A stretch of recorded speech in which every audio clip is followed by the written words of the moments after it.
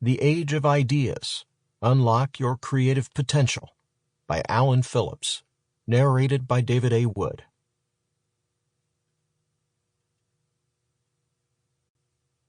To my wife Gellara, my partner on this journey of creation, you opened me up to believe in and connect with something greater. Thank you. I love you, and I am in awe of your creativity and determination. Always and forever, I will be by your side. To my sons River and Teddy, for proving that without a doubt, there is something greater and its power is unimaginable. When I look at you, I feel the most pure love I have ever known. You are my miracles. Never stop smiling and being true to yourself. You are my life. Everything is for you. All human beings are born with the same creative potential. Most people squander theirs away on a million superfluous things. I expend mine on one thing and one thing only, my art. Pablo Picasso. Prologue. The Traitorous Eight and the Start of Something Big. These were, by their resumes, very superior people, and I thought, gee, maybe there is something here. Something more valuable than just being an employee. Arthur Rock, venture capitalist. On a hot summer morning in San Francisco in 1957, 8 of the most talented young scientists in America convened for a clandestine meeting at the Cliff Hotel. They gathered over breakfast in the famed Redwood Room, a bastion of the city's old guard.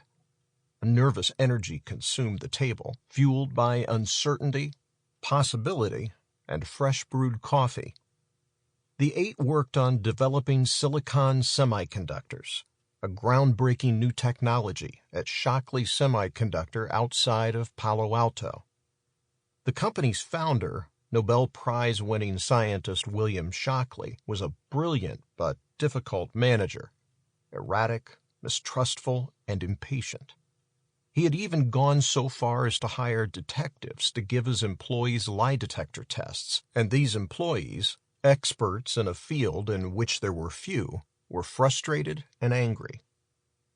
After considering numerous options, the men decided they must defect.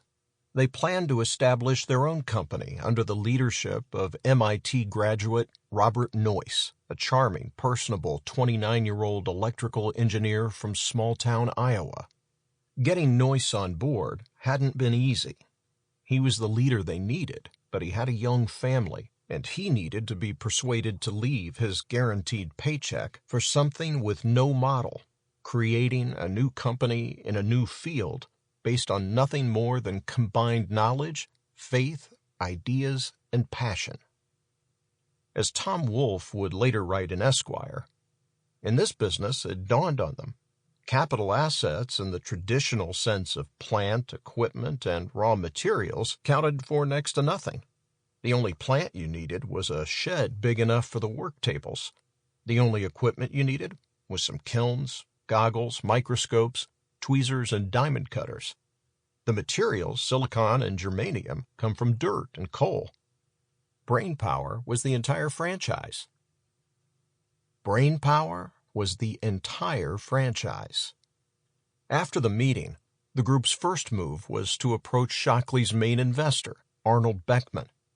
Beckman had been arguing with Shockley for months about spiraling research costs.